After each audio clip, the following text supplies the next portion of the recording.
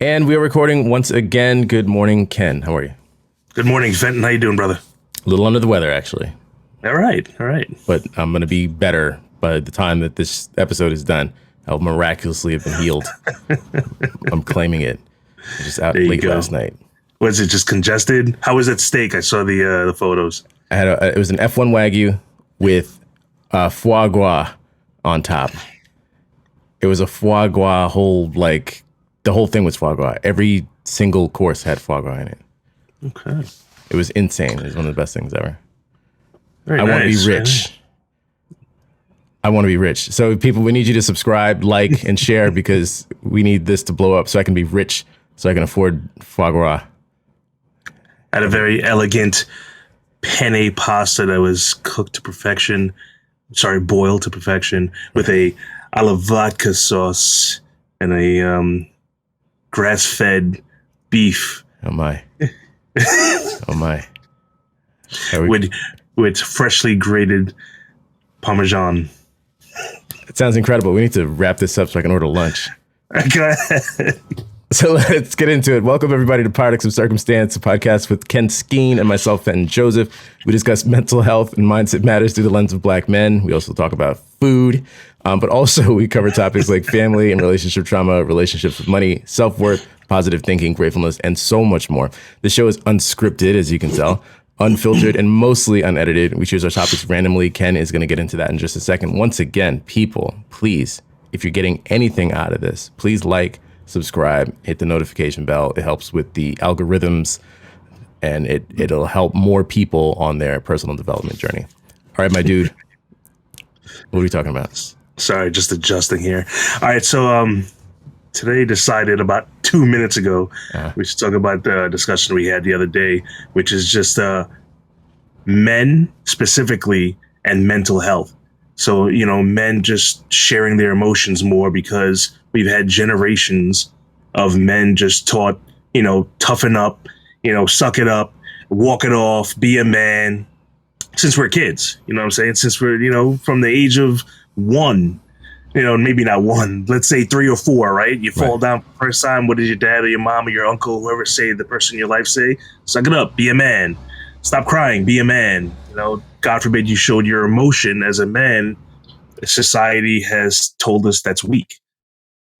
So we were discussing the other day, you and I, with a group chat we were in about even suicide rates and how women have a higher percentage of attempting suicide.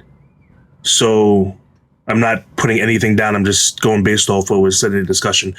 So there's a higher rate of women attempting suicide, but more calling out for help because they don't feel like they're getting the help. Mm-hmm. While men have a higher rate of going through suicide. So it's done in more of a brutal force of maybe jumping off a building, using a firearm or that sort. So men have a higher rate of going through with it. Not a success rate that you want to win. Right. You don't want that success rate. We're not trying to win this, but women do have a higher rate of attempting.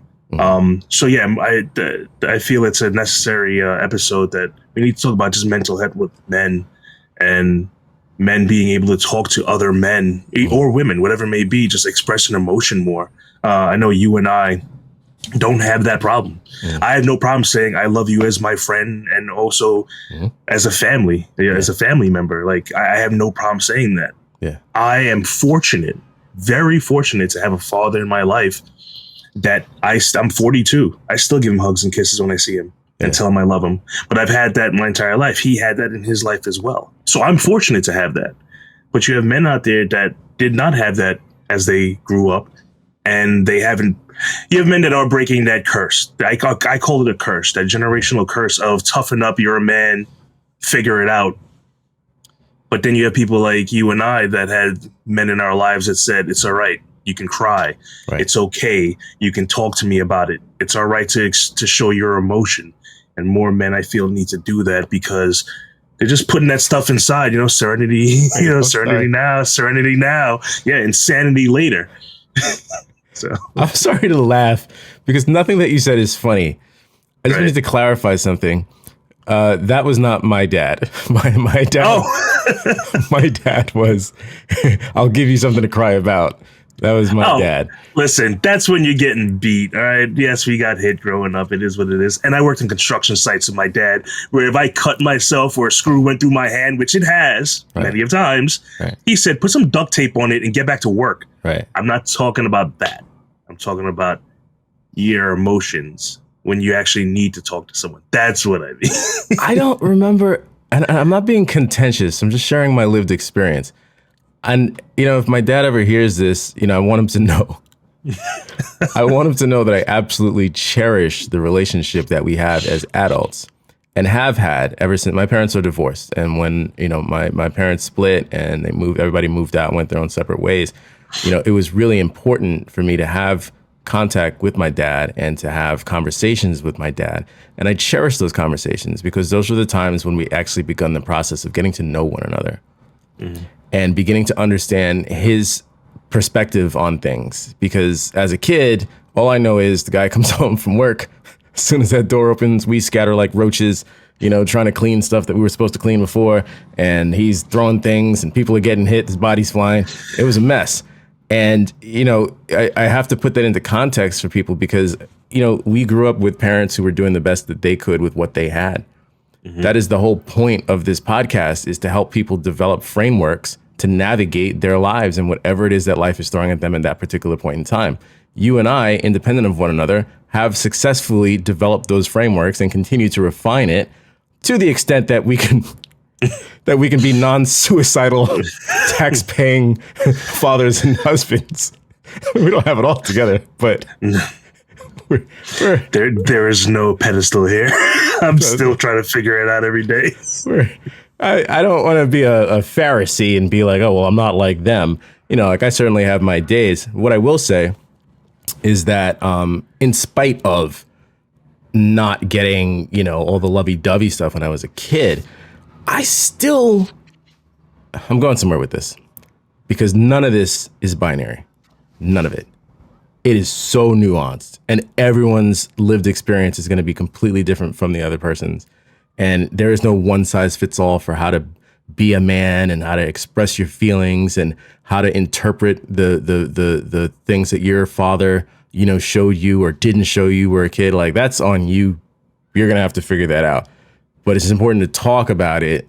Like you said, like, it's okay to talk. I had a conversation last night, and when I tell you, we were at the table crying. As a friend, I'm going to protect his privacy,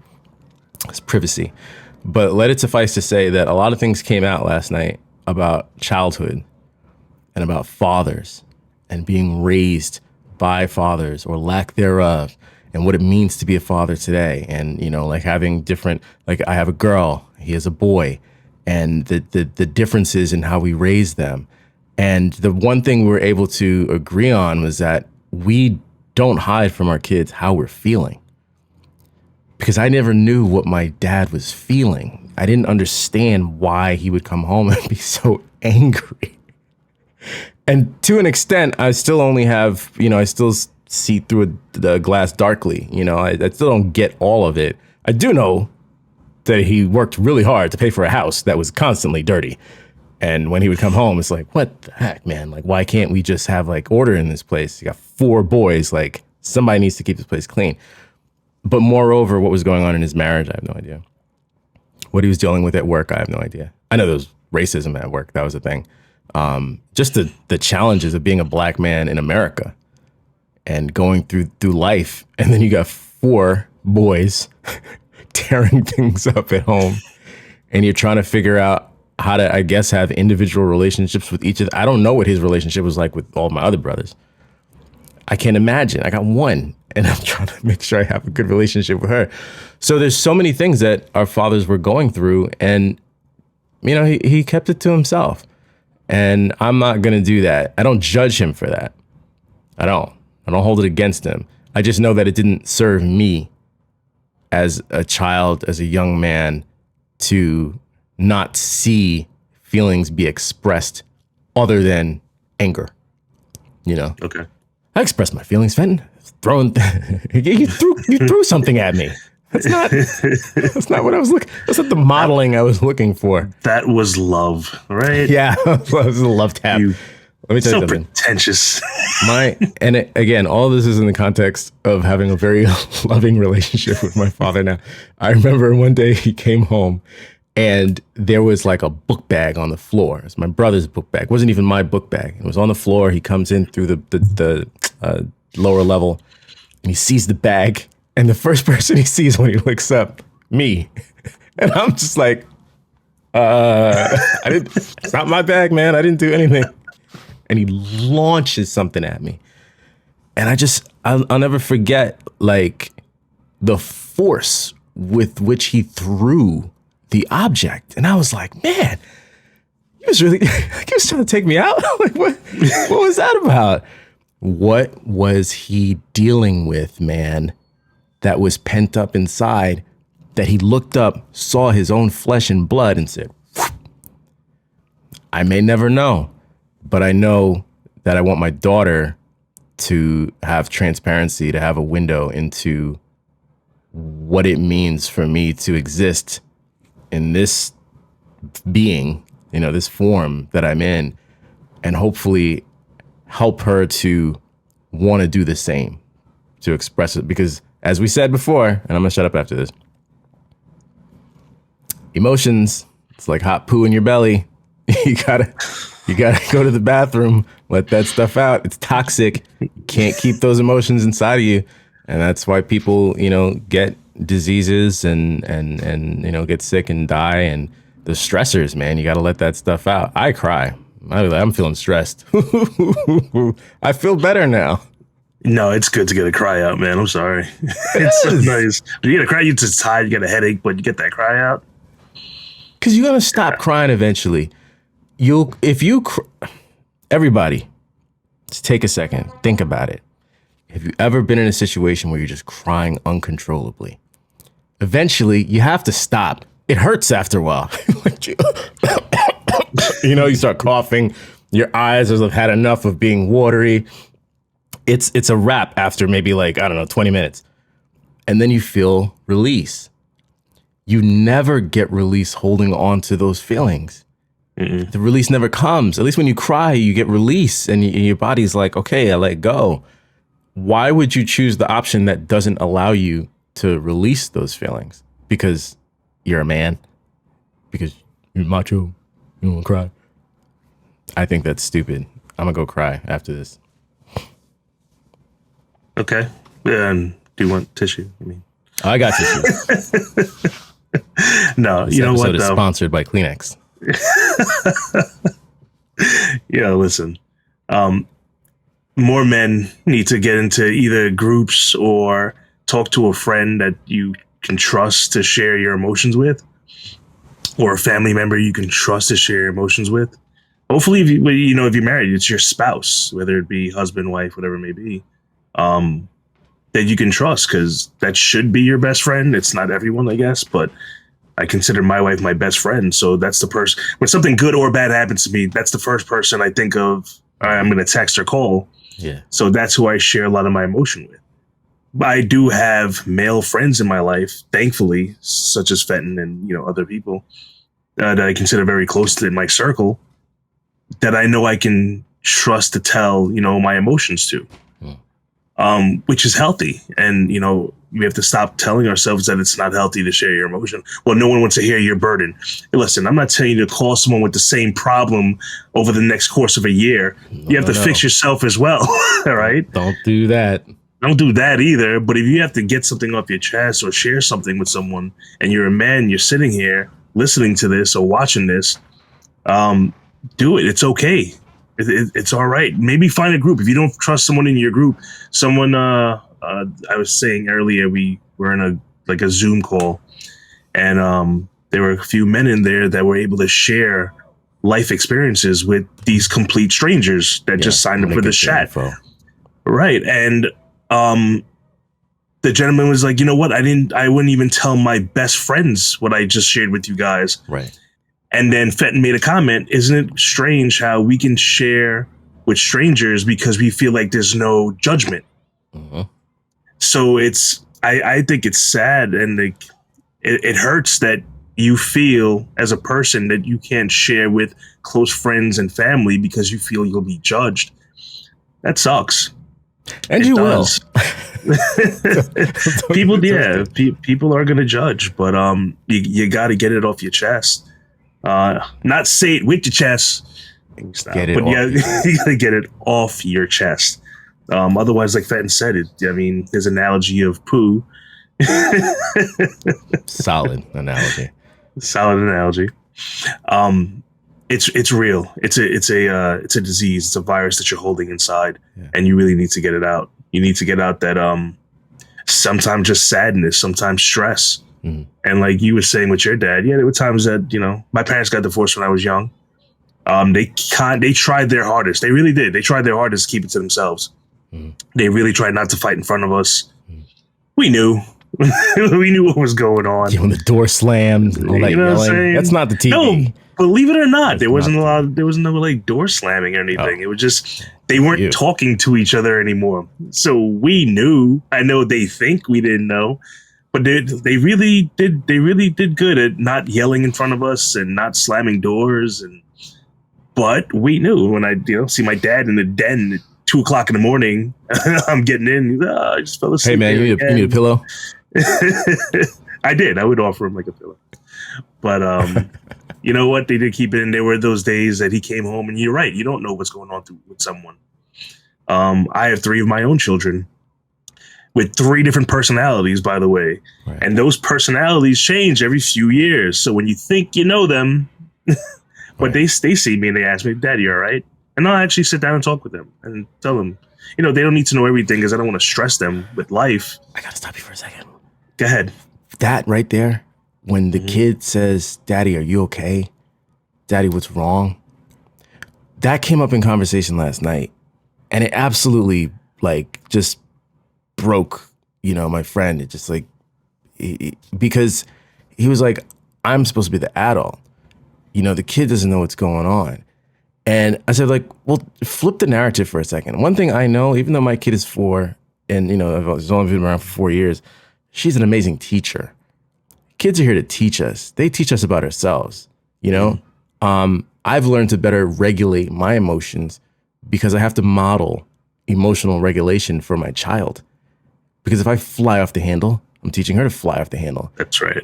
If I bop her over the head, I'm teaching her to bop some kid over the head at school, right? How I respond to her is how she will respond to the world. And so she's teaching me how to teach her. You know what I'm saying? The feedback loop is crazy because I'm like, I shouldn't have said that. Because when I hear her say it, it's like, oh, that doesn't sound good. Having your words fed back to you from your children can be really eye-opening. Mm-hmm. And again, as men, being vulnerable and open and transparent and being like, look, kid, I don't really know exactly what I'm going through right now, but I'm not going to hide it from you. Help me. Kids can actually help because you know what? They've got really good ideas. Yeah, they do. If you're stressed out, you know what your kid does? They come give you a hug. Man, what if as adults, we saw one another being stressed out on the brink of, having a breakdown, and we just went and hugged somebody? That's what kids do. They know instinctually how to console. Kids are really good at that. So I let my kid teach me and guide me about how to navigate myself and how to navigate her, my relationship with her as well.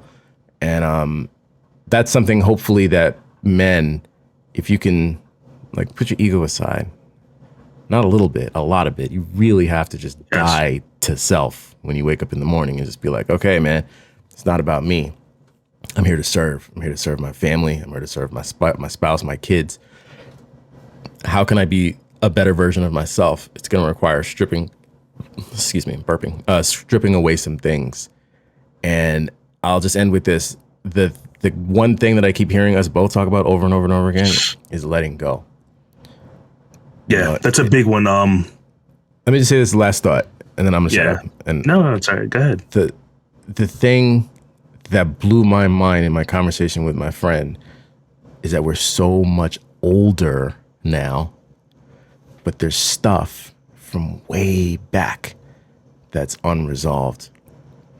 And then it doesn't matter how old you are. Time doesn't heal wounds. That's a lie. That's a myth. Time does not heal wounds. It just buries them, man. You just get layers of callus, you know what I'm saying, on top, but the wound is still there. You gotta heal it, and the only way to heal it is to let it go. You know, so stop holding on to stuff. Open your mouth. Drew Deraney, he's the guy who runs the Men Supporting Men group that I'll be on later at 3:00. You know, I can leave that information in the YouTube description. Find your tribe, man, and figure out how to let this stuff go. And that's it. I'm done. No, that's a good wrap up, actually. Sorry to cut across you. No, stop. Again, talking to even men and women, I'm just find someone you can talk to. Find a couple people. Find a group of strangers. You won't feel so, I guess, worried about sharing. I feel, you know, they have support groups, but just find it. You gotta get that toxic energy out and just share. And like Fenton just said, time doesn't heal. It's true. We have to stop saying that. You have to heal those wounds, and the way to heal them is to get them out and talk about them and bring them to the surface and really just share. Just share. But Fenton, definitely a pleasure, sir. I'm gonna go cry now. There's so much we could talk about this. I think we should do a part 2 of this at some point. I like that. Let's do a part 2 for this. Yeah. All right, my brother. Yes, Have yes. an amazing day. I love you. Love you too, bro. And we'll talk soon. Yes. Wait. Like, subscribe, share. I've been doing your job. My teleprompter's been working. What's yours, man? Mine's broken, man. Thing's frozen. Yes. So, yes. Like, subscribe, and please share with somebody on their personal development journey. Appreciate y'all. Peace. Peace.